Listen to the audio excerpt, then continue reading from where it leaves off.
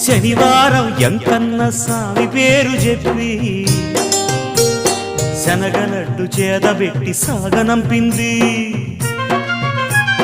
మంగళవారం ఆంజనేయ స్వామి పేరు చెప్పి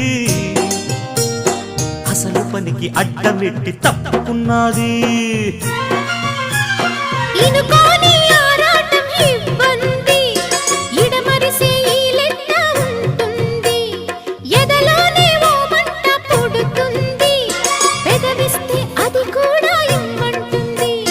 చిరుముద్దుకి ఉండాలి చీకటి అంది, ఏ కళ్ళు పడకుంటే ఓకే అంది.